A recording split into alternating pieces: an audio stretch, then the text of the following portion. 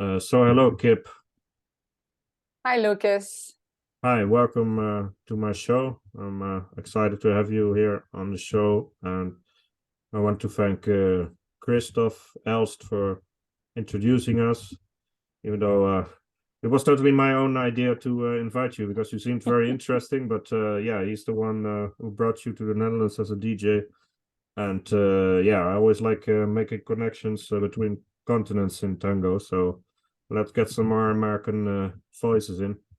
And Okay. yeah, I'm excited to hear your story because I think it's quite interesting from what we've discussed so far. And look, today let's do it as an interview for other people to enjoy as well. So there might be people watching who are very familiar with you, friends, dancers, whatever. But there are also people who have never met you, have never heard about you. So could you please give a short introduction on who you are and what you do in yeah, maybe also in life, but mostly in tango, of course.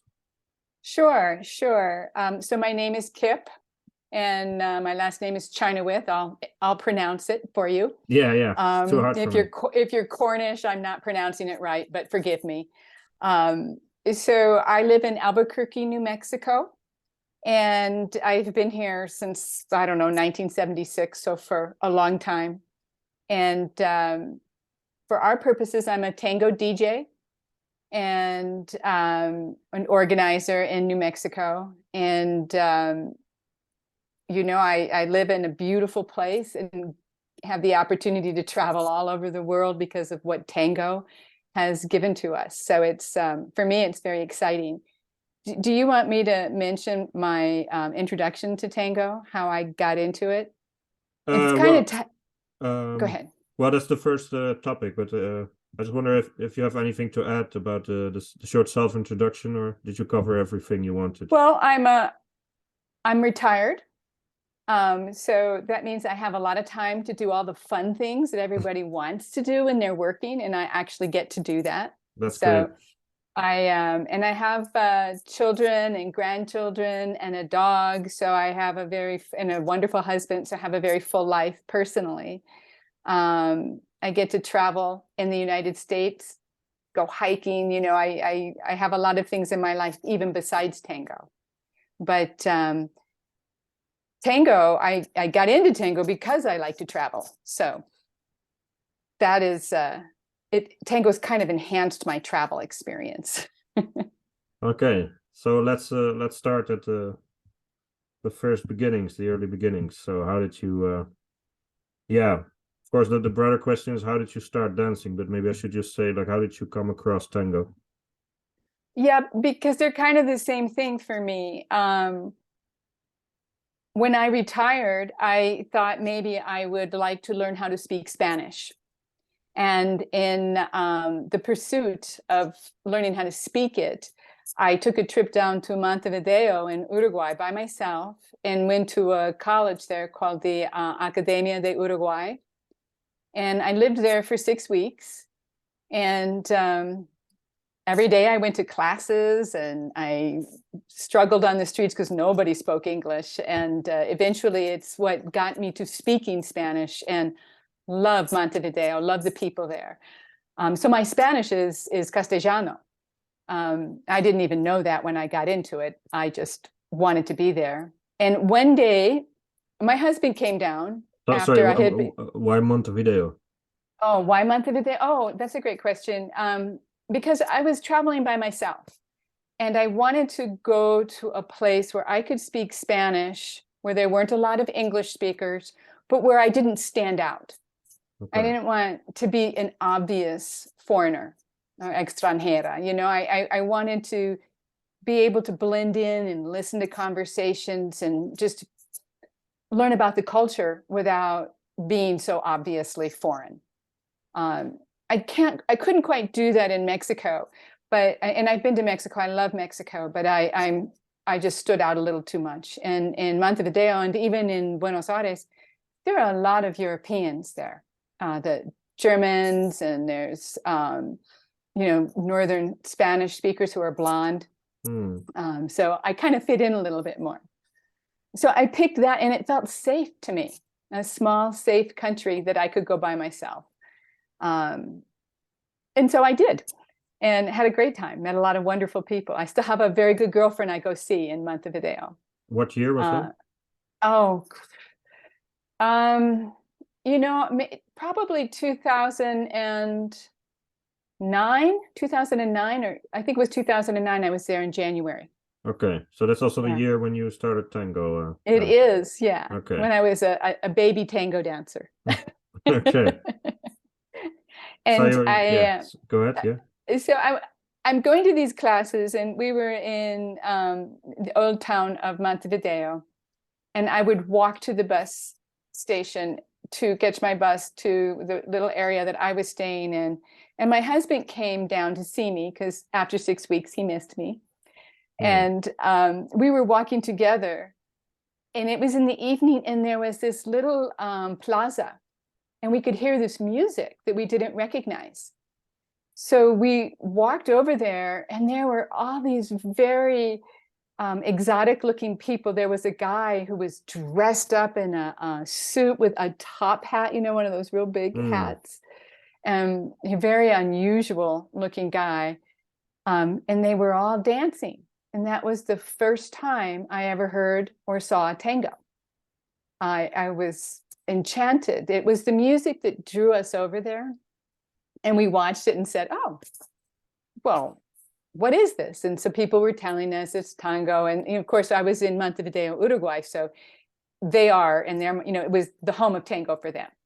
That's where tango originated. So that was my first introduction. And then I later learned, of course, that it wasn't entirely in Montevideo, or in Uruguay, but they wanted to own Carlos Gardel. So yeah, better not get into those arguments. Yeah, I don't want to get into that, but that was my first introduction to it. And so that's the first time I saw it. And my husband and I thought it looked so interesting, and he was enchanted.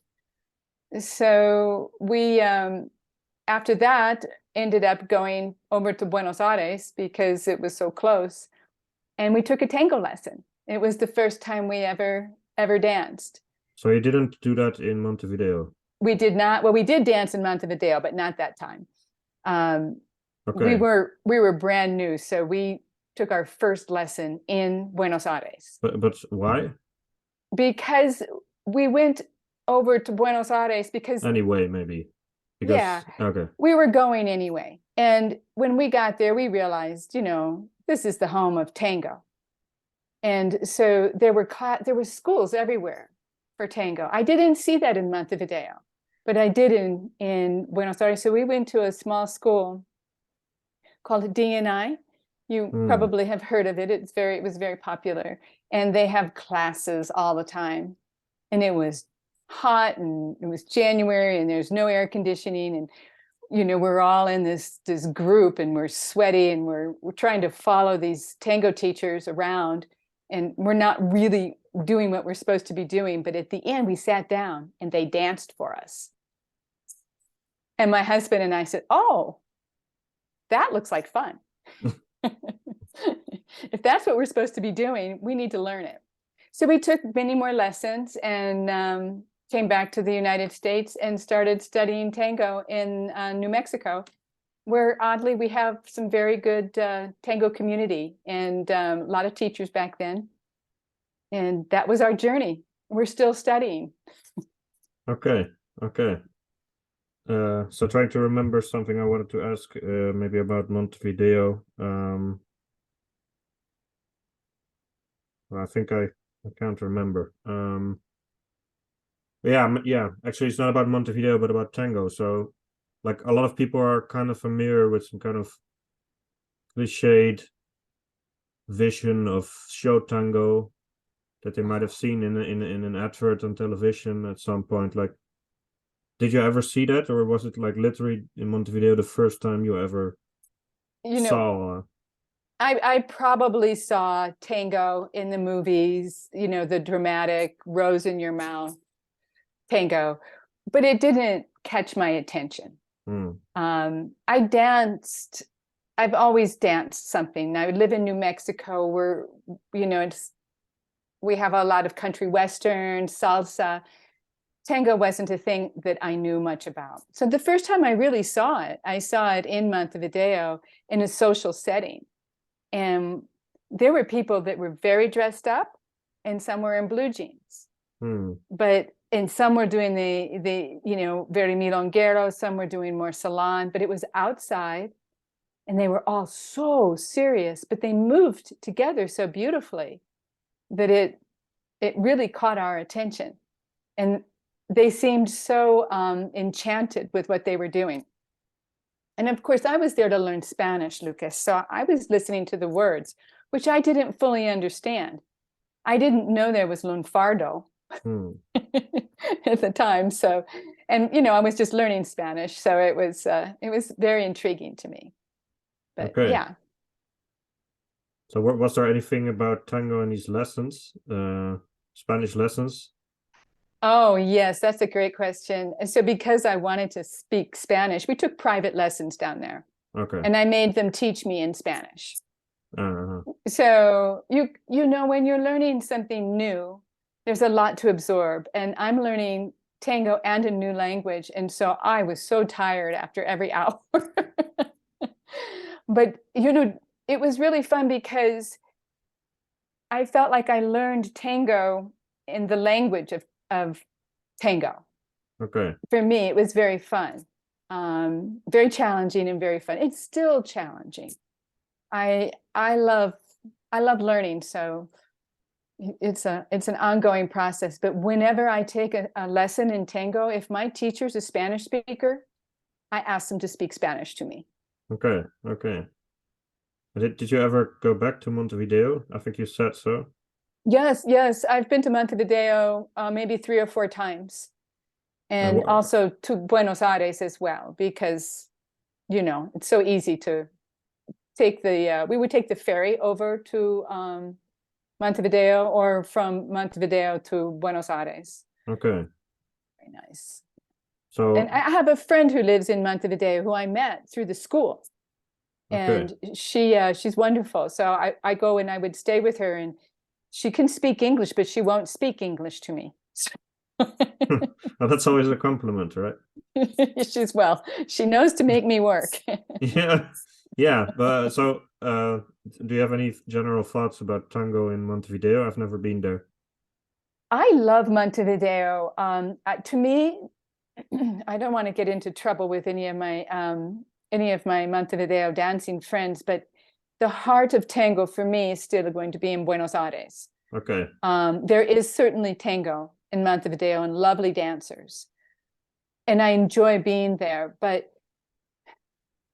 it's not as vibrant for me. I mean, it's not as big a city, for one thing. Yeah, that's logical.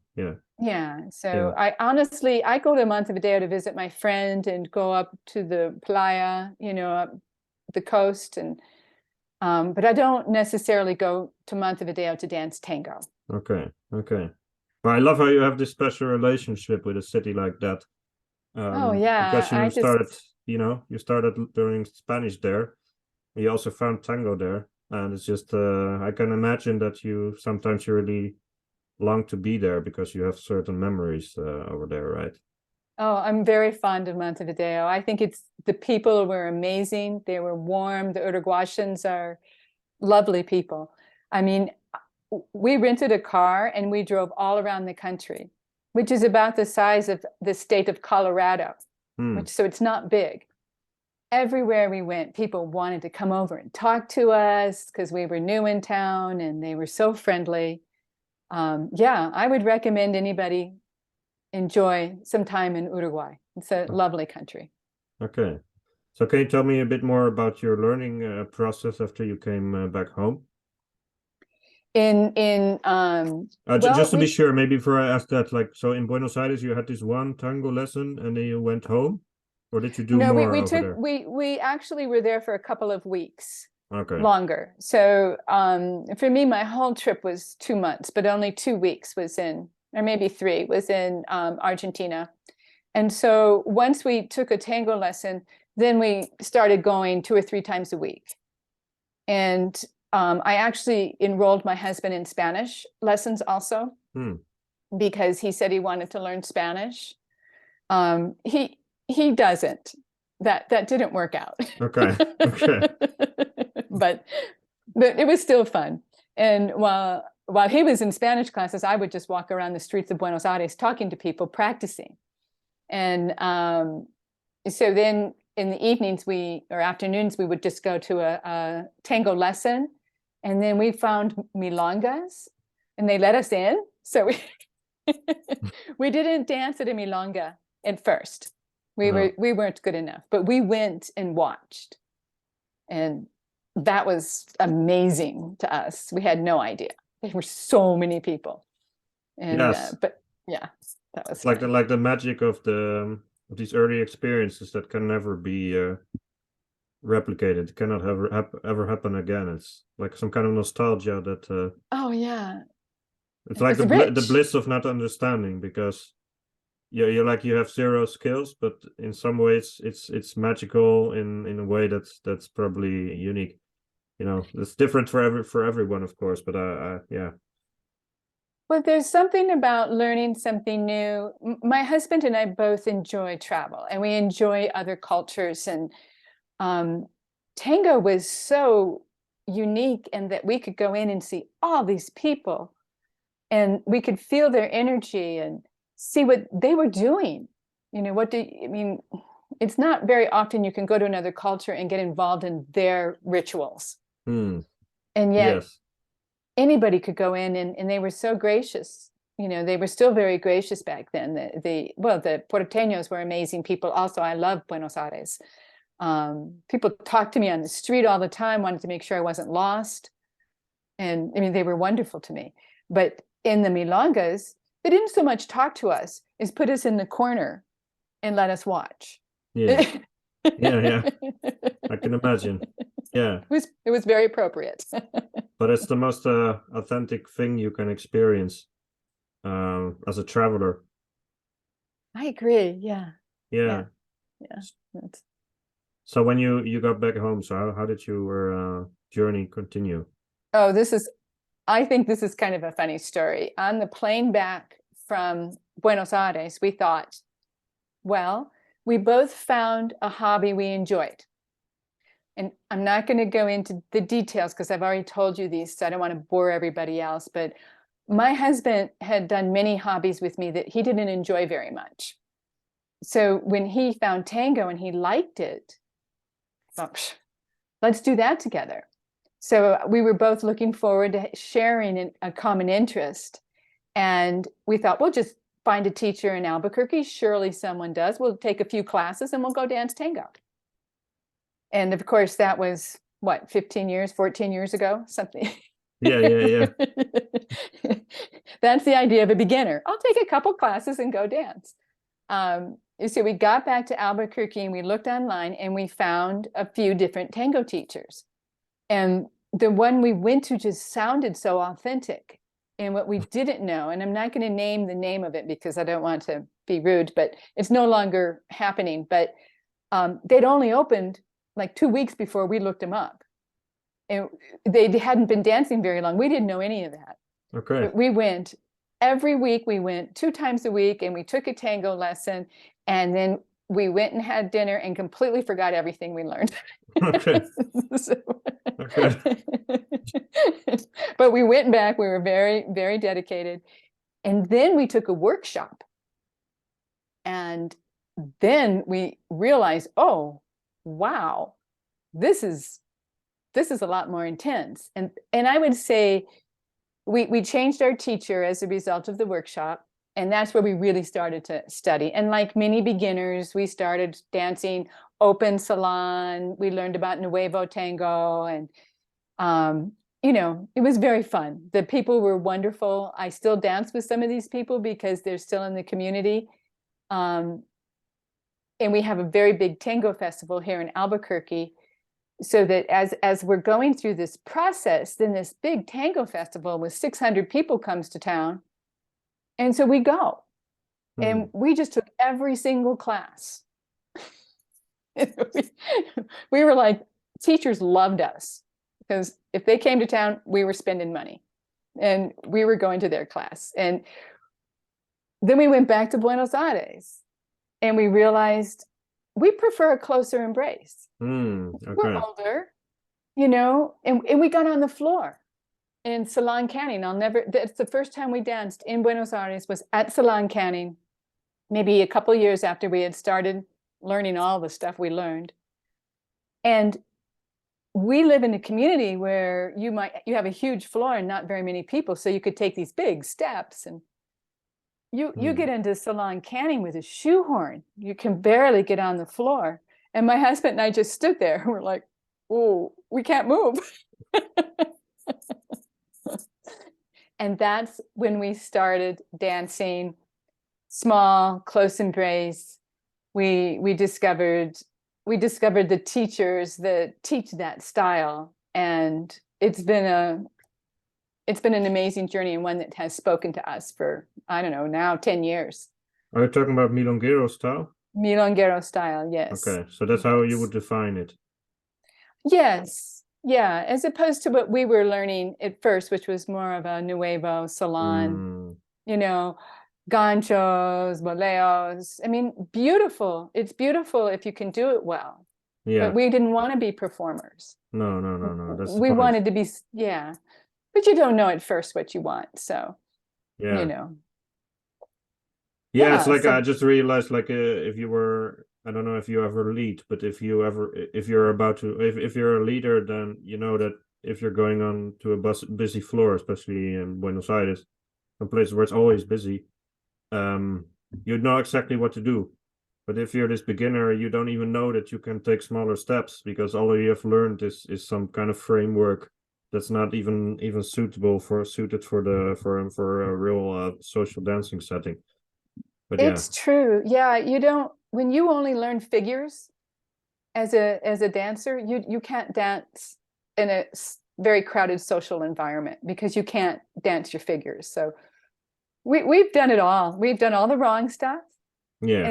And learned, and now we understand that. But it was a journey, and it helps me understand when I see new people. I want to encourage them, because everybody has their own tango journey, and I don't want to judge anybody's journey. I have a lot of good friends that like big dancing, and we just don't dance together, but we're still friends. I always just say, please don't try and lift me up or drag me around the floor. Yeah, sure. But was there a milonguero teacher over in your town that I cannot pronounce, like your last name? Albuquerque. Albuquerque. Okay. Kipp Chynoweth from Albuquerque. Yeah. It's a mouthful. Maybe one day. Maybe one day. We'll keep practicing, Lucas, and you can teach me some Dutch. So. Yeah. Yes, there were some close embrace teachers that would come to town. Okay. And not that they stayed here, but eventually one of the gentlemen that I co-organized an event with brought Pablo Rodriguez and Eva Garles to Albuquerque, and they lived here for, I think, 3 years. Oh. And they are students, or she was trained by Susanna Miller. And so they are close embrace milonguero dancers. And so we studied intensively with them and really enjoyed it. There's a lady up in Santa Fe, Liz Haight, and she teaches a close embrace. It's about an hour away from us, so it's not very convenient for us, but she's a well-known teacher also. And there were some other people in Albuquerque, but not too many anymore. So we have a new gentleman in town who's teaching, and he's a student of Monica Paz. I don't know if you know her, but she's also a very well-known milonguera. So yeah, we found our path. Okay. But we would have to go down to Buenos Aires at first and study with these people. Yes. But some of them now come up when they come to, or even any milonguera that comes to the United States, if they're in Arizona or Albuquerque, we would try and go to them. Yeah. But you're not a teacher yourself. I am not. No, I don't think I have the patience for teaching. Okay. Well, you I have a would, really busy life already, if I understand you correctly. do. So will be a bit, yeah, no, it's also a bit quite a bit of a sacrifice to do something like that. So yeah, you have to be Well, really passionate about not just tango, but some other things as well. So yeah, I can teaching. understand quite well that you're not.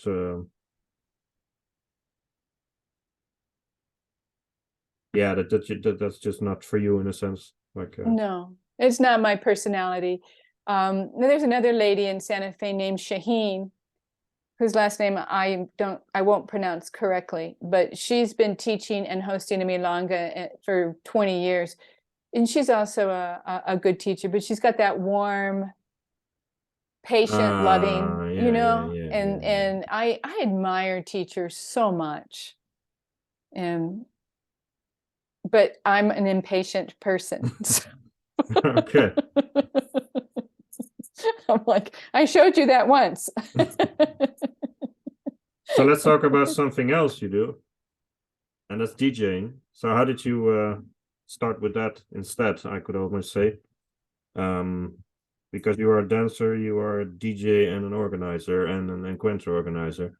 So that's even that's already a lot of stuff, and I think that a nice focus for today is the DJing. So can you tell me a bit about how you started with that? And maybe also your Yes. relation, I wrote that down as a special note, your relationship with tango music from the beginning. Because some people We, are interested immediately and others take years before they really like it. So tell me about that too, if you can. I was thinking about this because the last time we talked, it kind of prodded me to think, what was it that took me to the music? And I believe for me, the music was the attraction because I was also really interested in learning how to speak Spanish. And it was different. It wasn't music I grew up with. Now, I learned how to ballroom dance when I was 13 years old. Everybody in my town did. I wasn't unique. This is just what we had to do. So I've listened to some ballroom music, but never tango. And so I think one of my attractions was that the music was in Spanish. And I wanted to learn Spanish. So I started listening very closely to the lyrics. And I'd be like, well, what's that word? Why didn't I know that word? And I'd look it up, and it wasn't even Spanish. It was un farlo. And people that speak Spanish much better than I do I would talk to them about it. And what are they saying? What's this metaphor? So yeah, the music has always been of interest to me. And also as a dancer, I'm not a musician, but I'm a dancer. And I'm an athlete. So for me, the sound of the music was wonderful. I guess I just always liked it. And I was attracted to it. So I started collecting songs and buying music. And I talked to the DJs. What are you playing? What are you doing? And I was probably so annoying. But in my community, we have some wonderful DJs. And I would want to name two of them. One of them was one of the first people that danced with me that I went to a milonga and he asked me to dance, is Paul Akmasian, who is a well-known DJ in the United States and maybe internationally. I think he has DJed in other areas too. Right. And Michelle McRuiz. And they both very kindly gave me their time and their input and their energy to help me organize my music and my thoughts about music. And so I guess I studied the mannerisms of DJs for many years. And they're the kind of DJ I wanted to be like. So I admired them. And so in my community, there was always a brouhaha in tango communities, and we lost a few DJs. And I had been collecting music, and I had DJed a few small events. And about 8 years ago, I was invited to join the tango clubs, or to be a member of the DJs in our tango club. And Okay. so that's where I really got officially started DJing events, not just parties. And it was great because the other DJs were very gracious and took me under their wing and talked to me. And many of them have dropped out now, and now I've been doing it a long time now. And I will say that Paul and Michelle and I really enjoy sharing tango ideas together. As across the country, you start to meet other DJs and you get inspired by them. So that's kind of where I got started. I wanted to bring the music to the floor that I loved. Yeah, I always like sorry? Oh, and I was just thinking about that whole concept because, I've just been fascinated by the music and the lyrics. But the thing about DJing that I didn't know until I did it is that I was actually having this tango connection with every single person that got on the floor with me, with my music. And I know you can't please everybody, but it was really rewarding to get feedback from the community.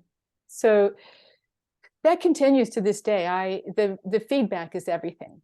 It's not about me. It's about bringing music to people that inspires them to dance. Yes. And it's a challenge. I really like it, but it's a challenge. Yes. Yeah, I guess you were lucky with some good examples locally as well, because I suppose some people also start DJing because they don't like the music in their community. Was there anything like that as well, or were you always satisfied? Okay. No.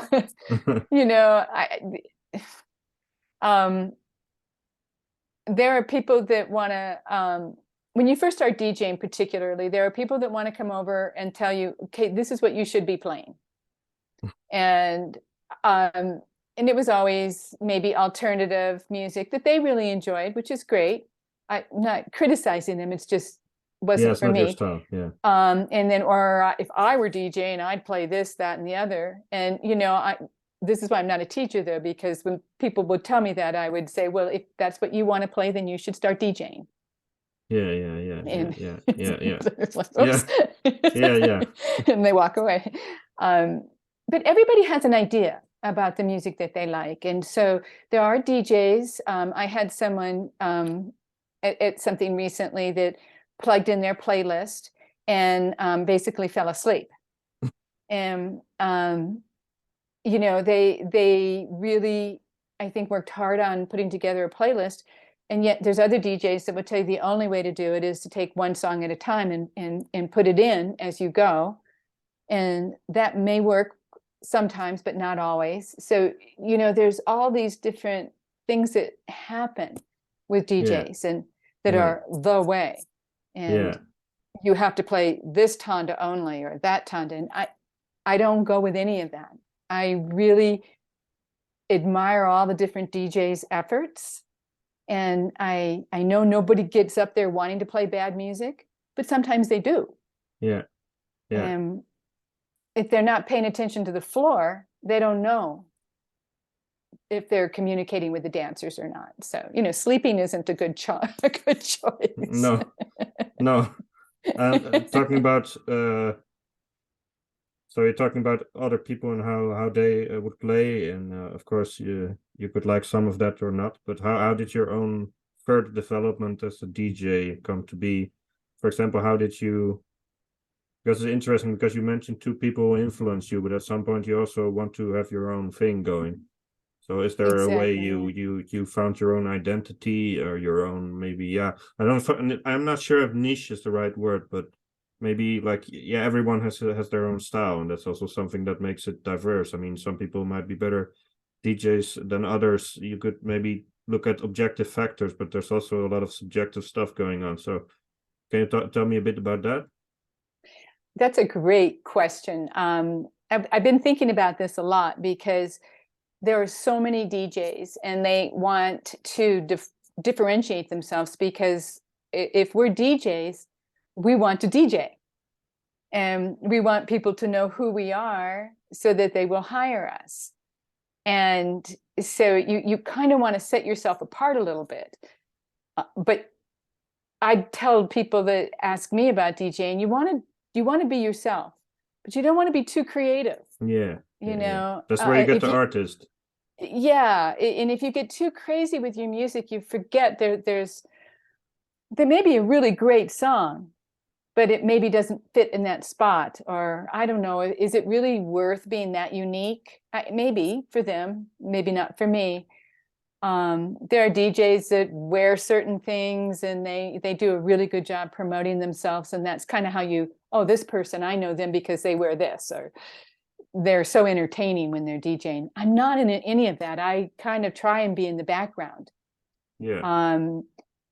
And my mentors, if you will, Michelle and Paul, one of the things that they gave me that's so rich is a love for the golden age tango music.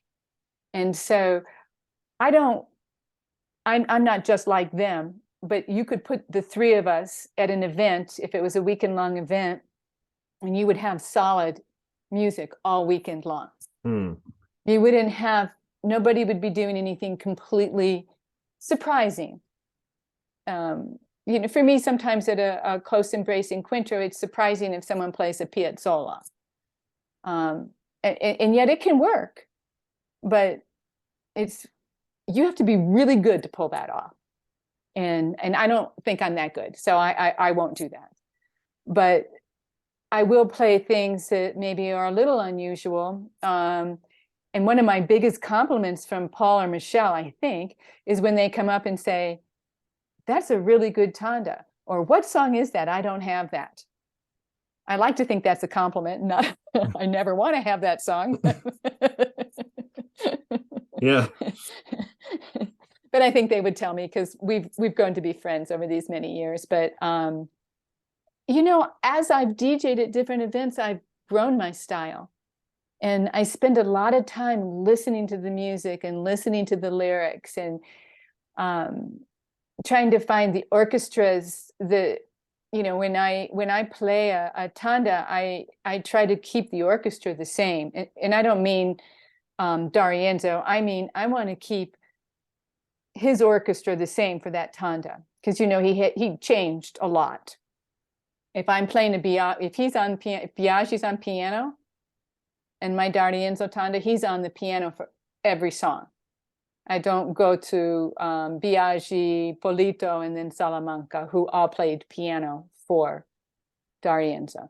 Yeah. That's kind of a new direction for me in the last couple of years, that I've really started to focus on the orchestra, so that there's continuity in the tanda.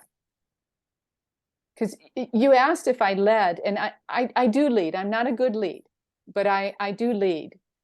And one thing I learned as a lead and as a follower, but as a lead, you get on the floor with someone because of the music, the first song.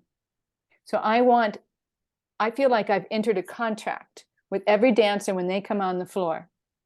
Yes. I'm going to play, if you walk on the floor when I'm your DJ, I am not going to start you out with a song that's got one tempo, for example, and then change it dramatically. Yes. I may move the energy within the tanda, but you're going to have the same. Yes. So it's the principle of the first song being the predictor of what's going to come. And I personally get really annoyed if it isn't, but that's just me being an elitist, perhaps. But I think in general, it's just a really good practice. Yeah. Yeah. And you can't just have, I don't know, for who I am as a DJ, I don't know who I am. I asked a friend of mine, someone asked me, do you have a shtick?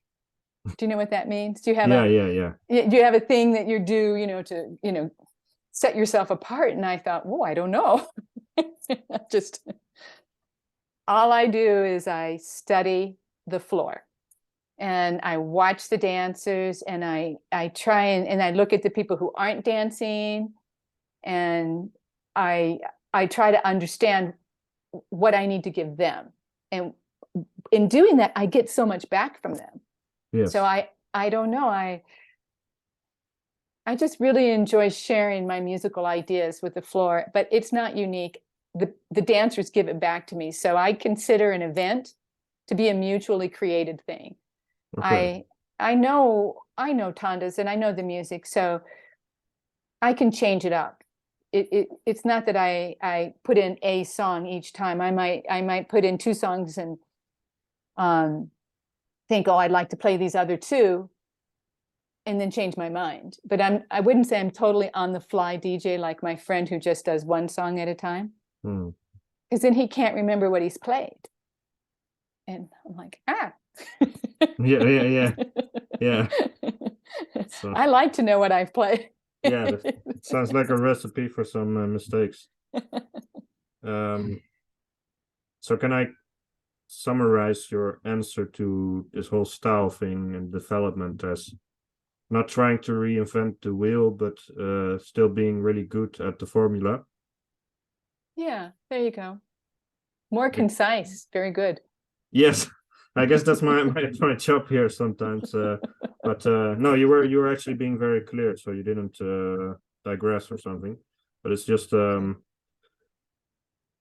it's something I see in answers of some other people as well. It's just like, it's not like we are artists in like you get this white canvas and you can just do all these things and then you get an impressionist painting or something and clap clap.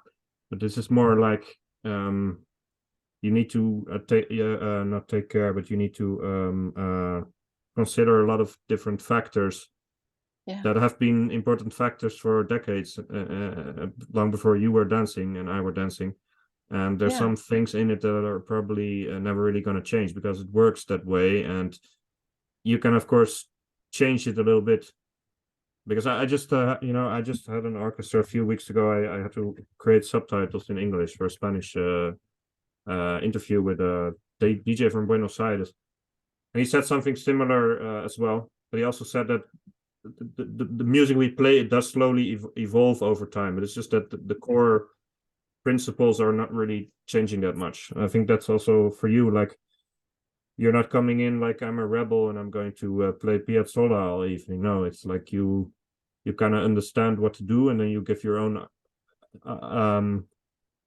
you give your own interpretation of what it means to do that. So it can still be very personal. Yeah. It's just that you do understand the many factors that make you just part of a good milonga, not like the artist everyone comes to listen to or something. Because usually that's not the case. Like, people are there to dance, and they're gonna be really, really grumpy if you play bad music. So well, maybe some people don't, but especially on the event, the level is quite high. And yeah, people are probably not gonna be very happy if you play Dariense from the 70s within a tanda of the 30s. Like, I've heard stuff like that, and it can be okay, but it's just I don't like it. I want to know what I'm getting on the floor for. Exactly. So, yeah, for me as a DJ, I know DJs that really inspire me, that are they play, I think, a nice selection of music and they put it together nicely. And then there's DJs that they're more about being on stage themselves than playing the music for the dancers. And that's an interesting approach. And some people love that. The thing about dancers, though, Lucas, that surprises me is how forgiving they are. They like, I went to, well, I got some emails this week about some events that are going on around the world, not just in the United States, but around the world. And they were DJ friends of mine, because, DJs were always like this and that, did you like this? Did you like that? And I got 2 emails from 2 DJ friends of mine that were at the same event with completely different perspectives on the DJ that they were listening to. And I think, gosh, it's really interesting. And they are all good DJs, I think. I would hire all of them to DJ for me. It's one of my encuentros or one of my milongas. But, we have to remember as DJs that we owe a good night to everybody who's paid to come and dance. They're not there to hear Kipp Chynoweth from Albuquerque DJ. They're there to dance with their favorite partners. And I have to give them an opportunity to find that song or that tanda. Oh, I love this with that person. I love to see that. I love it when people start looking around. Oh yeah, I want to dance this with so-and-so.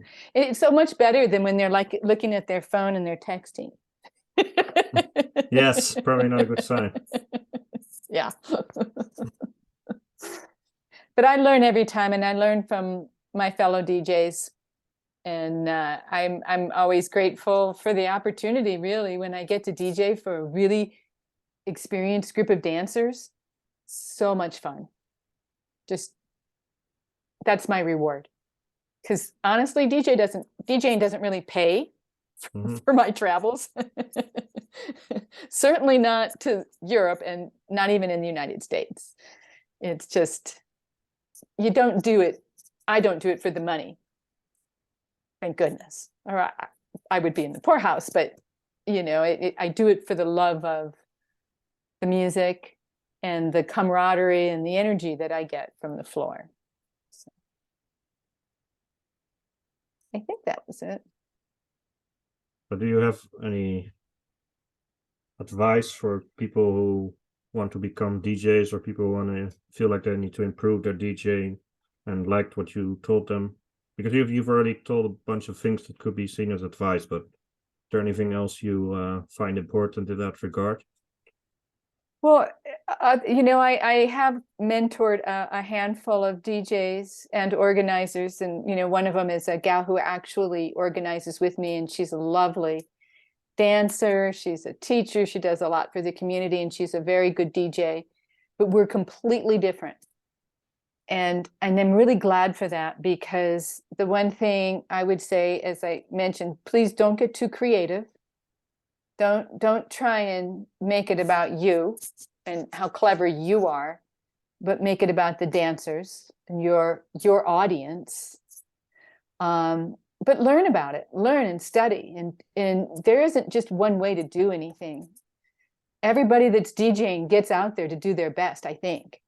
I don't know any DJ that gets out there and says, I'm going to mess with these people tonight. Let's see if I can send them all home early. Nobody does that. But so I tell them, study other DJs, not so that you can be critical and hateful, but so that you can learn what you like or don't like. Yeah. And then you can take what suits you as a person, because that's the only thing that you can do to improve on yourself, is to continue learning.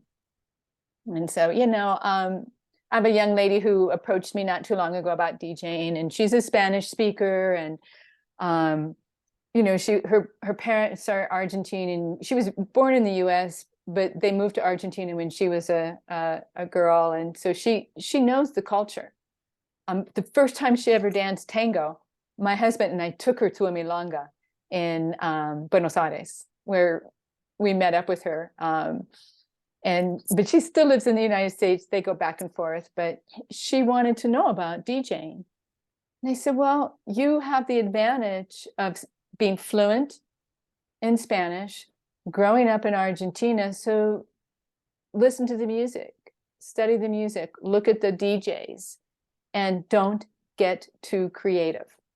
And, I gave him some stuff, obvious, tango, tango, valse, tango, tango, milonga, the format, and please don't change that up, because that's weird when people change that up, I think. Yes. Yes. I'm like, wait a minute, did you just start with a milonga? I went to an event where someone started with a milonga, and I was like, wait, what just happened? Yeah, maybe you wanted to keep the floor empty. Yeah, I don't think so. The other thing about DJing I wanted to mention, and tango in general, because you and I talked about this, tango is not my life. I love tango. I'm a very lucky person that I have been able to put together a life where I can travel now, and I'm retired, and I have the wherewithal to do this. But when we travel with tango, we get to go places where we wouldn't normally go. We get to meet people that live in communities that we go to in other countries. So we get to meet some of the locals, and we feel so integrated with that. They tell us places to go, restaurants to eat at, things to do. It's kind of like it's this amazing cultural experience, and we all share tango. So then you go to an event and maybe they say, well, you should go to this event, and you go to another milonga and you see some people you've seen at other ones. So you build this community, this worldwide community, but you get to go to their country, and instead of just being a tourist and going to see, the usual sites, which is great too. I like all of that. I like the history, but you actually get to meet people. Yes. It's how I met Kristof, was in Nijmegen. And we just had an immediate connection. And I remember when he cabaseoed me, he was just starting to dance tango, and he jumps up out of his seat and runs across the floor, and we were so excited to dance together, and we had so much fun. But there was it's a friendship I never would have had if it hadn't been for tango. Yes. And yes. It's a blessing Yes. for me. Yes. But yeah, so I don't know, it's just one of those things that I felt like enriches tango in a way that I hadn't really thought of when I got into it. And yes. Well, what do you know if you're barely starting and you don't know about this worldwide thing that so attracts so many of these dedicated, very intelligent people, and it has so much depth that yeah, I mean, in 20 years, if you're still dancing tango, you might have, I hope so. You might still, reach even deeper levels of exploration of this. I'll be pretty old in 20 years. I don't know. But I'll have had the opportunity and the experience. Yes. That's another really nice thing about tango, the age factor. Yes. It's this interesting phenomenon where I could go to an event. Buenos Aires is the best example of this. I could go to a milonga in Buenos Aires, and I could dance with a young man and an old man and have an equally amazing experience. And it's so nice to see them, everybody coming together. I mean, it's not like, oh, I only dance with people my age or my friends. People look at the dance floor and think, oh, I like the way that person moves. Maybe I'll give them a try. And so you get to dance with all kinds of different age groups, and it's not, my kids would tell me originally, oh, tango's for old people. And I said, well, I hate to tell you this, but I dance with some people that are younger than you guys. And they're pretty good. But it's kind of neat that you can do that in tango. What else do you do where you get to be with that broad age group, that great big demographic of different cultures? And I mean, women dance with women, and it's so nice. It's so open. Yes. Well, maybe apart from that, you do need the skills to belong. Well, you've got to have, yeah. Okay, good point. But I guess that makes it also possible to have this wide age variety, because human nature will still be human nature. So there's probably still people judging each other based on appearance and age. But in general, if you can show that you're a really good dancer, then people are going to notice you. So that's a way to stand out in crowd. Well, you don't even need to stand out, but it's more like if you can just show that you're an interesting dancer or you're a nice dancer. I mean, that's usually enough to and if you're not, learn, because people always talk about, not people always talk about, but I've heard people complain about some audiences being closed, but there are also people among those who complain who haven't really put in the work to try to be a good dancer. So it's like, it's not like it's like the free lunch thing, right? Like you have to put in the work, but it's like I think there's some things in life where you are pretty and then you get all the perks. But this is one of the things where you learn skills, and you might need talent for that. I don't know, but I think I've seen a lot of people who might not be very talented, but they have a lot of fun dancing. So who cares? Yeah, as long as that's a really good point about tango. Studying to become better at something is what takes you to the next level. And just because you show up at an event doesn't mean everybody should dance with you, or you're not owed that. This happens to people a lot when they're new. And you may notice this at events that are open, like the encuentros, that we organize. We try to get them as role balanced as possible, so that there's almost an equal number of leads and follows. And some of my leads are women, and some of my follows are men, because I have people that dance both roles. But if you go to a festival and there's all these women that are just sitting, whew, that's a little disillusioning, I think. But you're not owed a dance just because you show up. You get a dance because you've developed the skills, Yes. right? Like Yeah. you were saying, and I think you're right.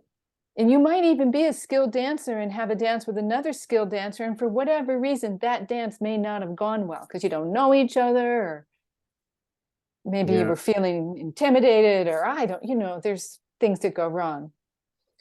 But in our small community, we have these practicas, and I love this. We have teachers that go to them and they dance with the beginners. And I will lead beginners, but I don't particularly like to follow beginners. Yeah, sure. Because I'm an older woman and I don't want someone that's, thinks that showing me a good time is doing, volcadas, for example, and I don't like that stuff. But I will dance that with people that know how to do it, that I'm friends with in my community. I'm not exclusive. Yeah. But at an event, I am very careful about who I dance with, because I don't want to get hurt, and I can't dance every dance because I'm wearing high heels. Yeah. Yes. Yes. But you're not. What did you mean with event? I mean, you're not talking about an encuentro. I mean, Not necessarily, no. I mean, we have a big tango festival in our town. Yeah, but that's a more wide audience. Like, yeah. Anybody can go. It's about numbers. The more, the merrier. No skill level, no nothing. There's marathons that maybe they're more skill oriented. I don't generally go to those either, but I have just found for myself that I'm an encuentro dancer. And so you mentioned exclusivity earlier, and in an encuentro, it is a close embrace traditional music event. In the United States, most of the people that go to those are going to be they're going to probably be between their early 50s, maybe late 40s, all the way up in age to whatever, I don't know, 70s, maybe 80s. We have a few people in their 80s that I know of that still dance. But everybody knows this style. They know what the códigos are, and they follow them. And we try to get a higher level of dancer, because we're trying to bring together people that want to dance together. And make a really memorable weekend. And there's this whole group of people that travels around the United States doing it. Yes. And there are people that want to join that group, and they get upset if they don't get let in. And it can be, they feel like they're being excluded. But it's not because they're not good dancers, but maybe their feet come off the floor all the time. Yeah. But we don't want that in an encuentro. Yeah. And maybe they've only danced for a year or 2 years and they still haven't quite gotten there. Yes. So I watch those people. I watch the people that tell me they want to come to my encuentro. I go to events and I study their dance, because I would like to include them. Yes. When they're ready. Yes. Yes. Yes. Yes. I guess some people, you get some characters that don't really understand self-reflection in a way, and it can be hard. But there's a part of understanding when you're not ready for something, for example. And that's, yeah, of course, it's a bit of a tough thing to have to select people. But honestly, I'm so used to it by now that I'm not even surprised by it anymore. But I guess it's good that sometimes we do empathize a bit with how inexperienced people perceive it or something. But do you explain them as well sometimes? I try to. For example, if it doesn't work out, do you ever talk to them about it, or is that just something you can do? Well, it depends on the people. We have this encuentro and we only have room for 140 people on our floor, and the venue, we feel that's a comfortable number. And we had 250 people express interest in joining us. And so it was a very tedious process to go through and say, okay, what we want to do is bring together the dancers that are part of this community that are really skilled, the most skilled, and not even always the most skilled, but maybe they brought the best energy. You know, maybe they're just solid dancers, maybe not amazing, but they're solid dancers, but really amazing people. So we would want them, as opposed to a really good dancer who was an elitist. Yeah. Who wouldn't, I mean, you know, you have some of those and you're like, why did I bring that person? Because they don't mix. Yeah, so because we want everyone to dance together. So really good dancers that will dance with good dancers, but maybe not amazing dancers, because we think they're all pretty good. Yeah. It's gonna elevate everybody's game. It's just gonna be a great weekend. People that don't get in, I do always respond to people. I always let them know you're on our waiting list. And you know what happens, Lucas? You probably have this in Europe too. We have an event and I have 50 women, 50 followers on my list. And I have 5 leads that have registered, that are single leads. I mean, I have many couples, but that's a real issue. I struggle with that. Many of those followers are amazing dancers, but I can't get them all in. Now, so I'm exclusive in that, and I have upset a few local people in our community by not inviting them to the encuentro, but frankly, they don't belong at the encuentro. They probably wouldn't even like it. They just want to be included, and I understand that. And if I know them well, I can be very direct. Well, why do you even want to come? You don't like traditional music? You don't like traditional dancing? You think it's boring? Why? So there's that. And then there's my 2 amigas and I, we host a monthly milonga, and everybody is welcome. That's what I do for my local community. That's it. So you're still community building, right? Absolutely. So it's not like you're just some person who like looks at the map and just randomly picks Detroit and organizes an encuentro there. So it's the first thing that came up. But like I'm going to do an encuentro in Detroit, and I don't know anyone there, but I'm just going to do it. I mean, stuff that like that literally happens. So I'm not even joking. No, I know someone who lives in one town and has an encuentro in another, and I always think, gosh, that seems like a lot of work. I'm so lucky here because I have 2 partners in everything I do. My the ladies that I organize my monthly milonga are Simona Faro and Gail Womack and I. And Gail and I had this idea that we wanted something for the whole community. We wanted everyone to be welcome. Yeah. We don't want anyone to be judged. If a DJ wants to play a modern or an alternative tanda, that's fine. But we do want it to be traditional tango, at least, you know, for the most part. But read the floor. Bring the music to the people that you see they want. And it's very popular, and everybody comes and everybody's welcome. Beginners, experienced, you name it. The encuentro, I have my husband and my friend Lee Blaugren, who are my partners. And I just do one part and they do the rest. So it's very nice. But that's a community too. It's just not my local community. It's the encuentro community. Yes. And there are encuentro dancers that go to every encuentro. And whether they're great dancers or not, they're at every encuentro. And you know what? They're just part of the community, Yeah. so mostly just say, yeah, that's great. Love to have you. Yeah. Yeah. Well, let me just, because we've already talked about your encuentro a bit, I could ask you some more about that, but I would really like to know. So I think you played at an European encuentro for the first time last year. So that's Kristof's, or is it not the first time? No, it was not the first time. The first encuentro I DJ'd at was in Tenerife in 2020, Okay. in January, just before COVID hit. Okay. It was just like we got on the plane and we think COVID came back to the United States with us. It was Okay. it was like, whoa. Yeah.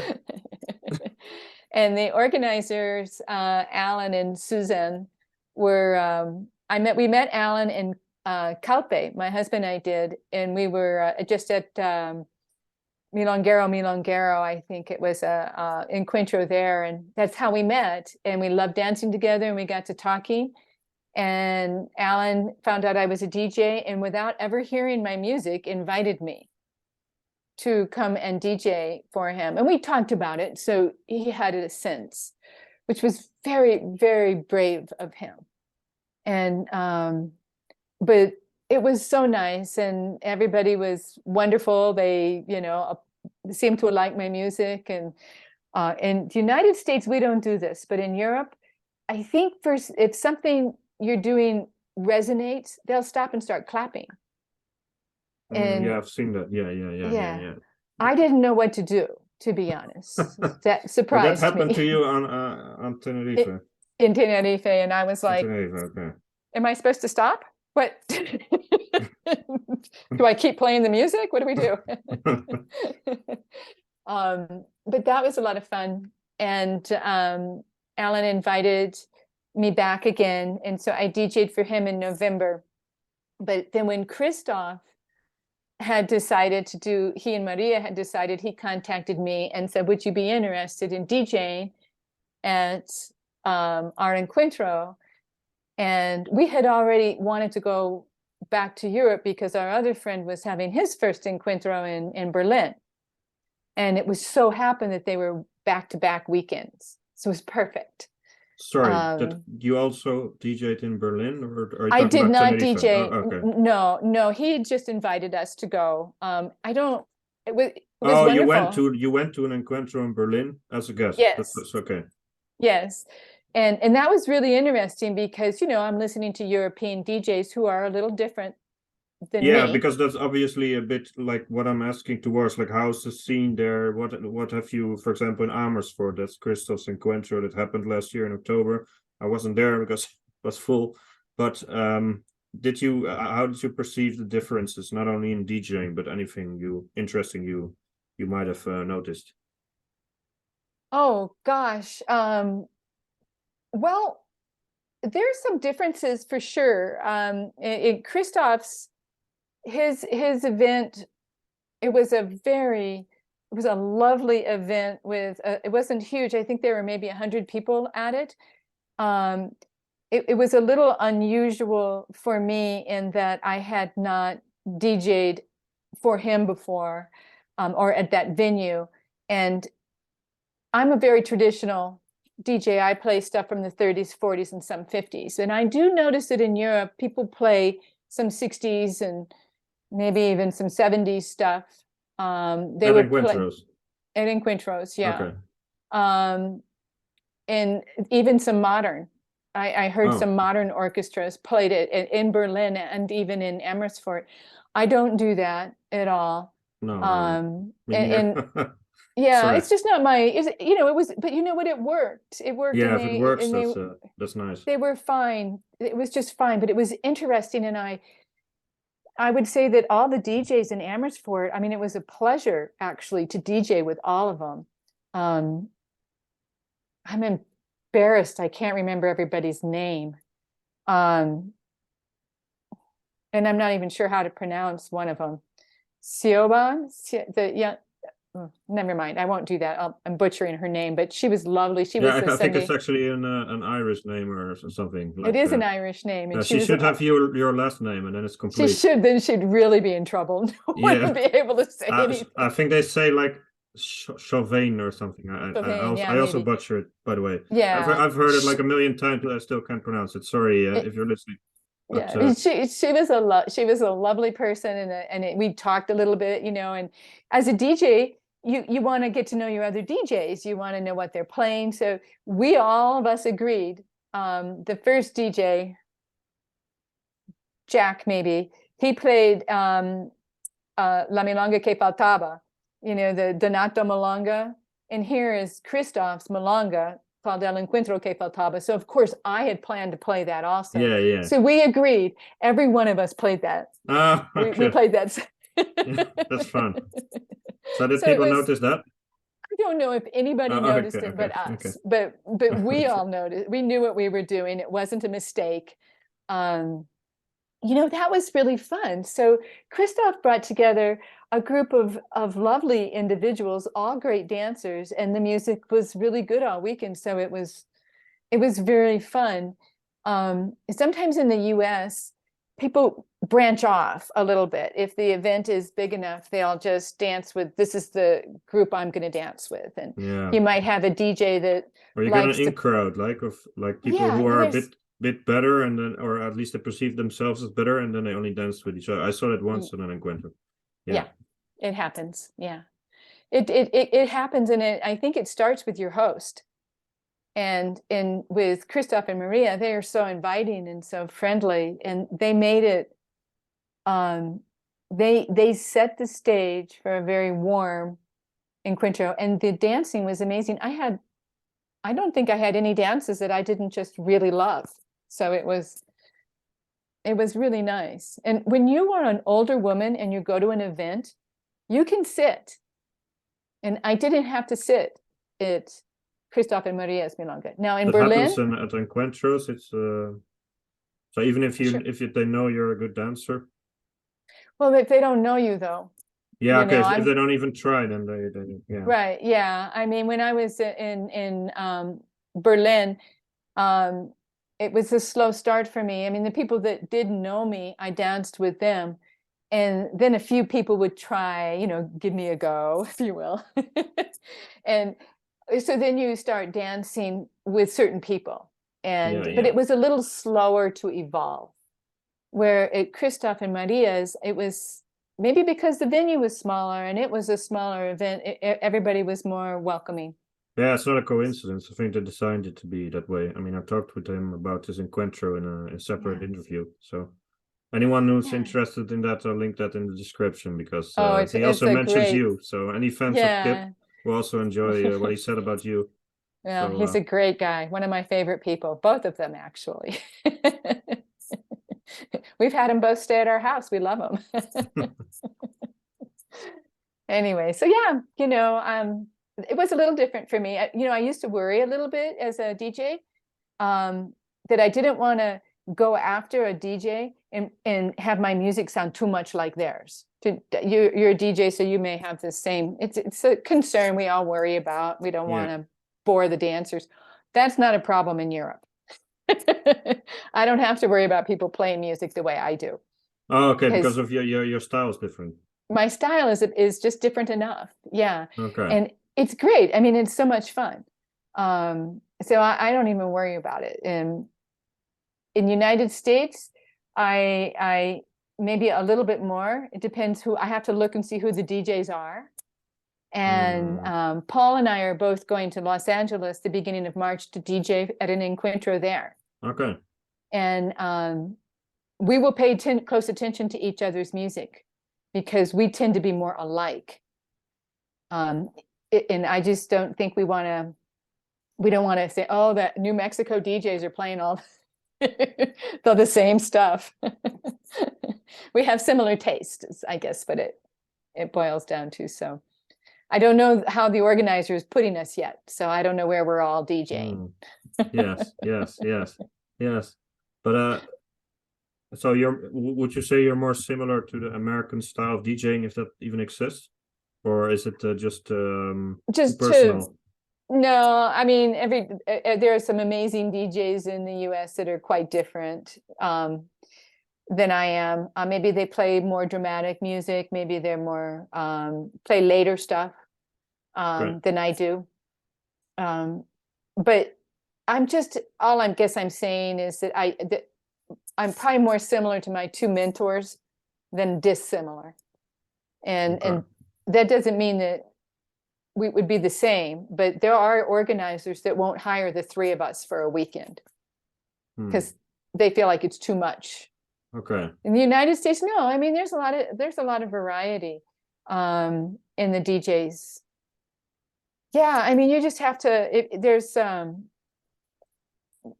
gentleman from Canada who's an amazing DJ and a friend of mine whom I really enjoy. His name is Vincent Lama. Yeah. And I think you said, or somebody said they'd heard him in Amsterdam. Me. Was it you? Okay, I was Yeah. trying to think. Was Yeah. that Kristof? He's so much fun. He's hilarious. He's very knowledgeable about the music and he puts on a show. I mean, he's a showman, but Okay. he's skilled. I'm not a showman, but he's skilled at it. So I always love to go to an event where he DJs because it's just I His could just brand. watch him. It's like his brand, maybe, like. Yeah, it is his brand. I mean, he's very clever guy. He Okay. really knows how to promote himself, but he's the real deal. So I mean, anyone who hires him is going to get a good quality job. You know, Yes. not everybody that promotes themselves maybe is as good a DJ as Yeah. they are a promoter. But with Vince, he happens to be an amazing DJ and he's pretty good at promoting himself. Okay. I have a lot of respect for him. So you have no, like, there's not really any definitive conclusions about DJing in Europe versus America, even if it's just encuentros. I just think I'm more traditional. I don't know why that is, but at the events I've been to, Yeah. my musical selections are more traditional, you know, more 30s, 40s, 50s. And I don't, it's not that I'm playing the top 100. I do some of that, sure. I mean, it's what we dance to, but I don't think all the DJs that I've heard in Europe do that same thing. You know, you hear a lot of, they pull in a lot of different things. Later stuff, really off, unusual tracks. You know, it's like they kind of look for unusual songs to pull into a tanda. Okay. Yeah, I shouldn't laugh, but that's just kind of my view. I'm more like you, I guess. But would you say, it's kind of a last question, but would you say you recognize yourself in the Buenos Aires DJing style? Because you mentioned that you went there a few times. I don't know how experienced you were when you went there, but Well, I've been there several different times, and every time, you know, I'm at probably a little different level of experience. I have been told by a few of my Porteña friends that when they have heard my music, they think, one of them, her comment was, wow, you're better than some of the DJs in Buenos Aires. Now, she's my friend, so she has to say nice things to me. But I think what she was really pointing at, and another friend told me, thank you for playing the music that is traditional to Buenos Aires. So yes, I am more maybe in that vein. I mean, I like Canaro. I don't know how often Canaro gets played in Buenos Aires. You know how DJs are so, oh, I don't want to play Canaro. I don't want to play DeAngelis unless it's the false, whatever. So I don't know how I fit in that sense, but yeah, probably more like what you hear in Buenos Aires, because I don't remember ever hearing modern music being played at a milonga, at any of the many, yeah, also depends on what milonga, of course, like which milonga. Well, but sure. I mean, La Veruta is going to be a little, and that's fun too, mind you. I actually enjoyed La Veruta. It was a big surprise to me. But yeah, maybe, yeah, probably more like that. I tend to, it speaks to me more. Yes, it's funny. Have you ever heard of the term like anecdotal evidence? The anecdotal, Evidence. no. Oh, it's like evidence based just on Oh, your evidence. own. Oh, I'm sorry. Yes, yes, Yeah. yeah. So yeah, I assumed you would know what it meant, but I think you just misunderstood what I was saying. It's just like that you have, for anyone who's listening and doesn't know what it is, but it's used in internet discussions a lot. That like it's just my anecdotal evidence, so it's just like your own experience, and that's the problem with DJing. And I can make sweeping statements about DJs in Europe, and maybe one of the statements would be is that there are quite a lot of people who like to play really old music. But I haven't listened to all the European DJs, and even the richest person on earth probably cannot go to all the possible events. So, well, maybe some of the richest people, but they don't dance tango.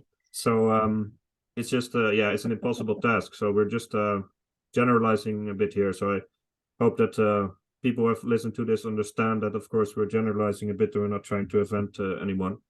But Oh, yeah, no. everyone has their own preferences, and I think we two are a bit more on the traditional side. So Yeah. it's Well, it's always fun to be at an event where they blend the traditionalists with people that are a little bit more maybe creative, seasoned and experienced, so that the dancers have a different experience at every milonga. I don't know. I mean, I think it's kind of interesting. So yes. Well, thank you for the interview today. thank you, Lucas. It was great to meet you. Yes.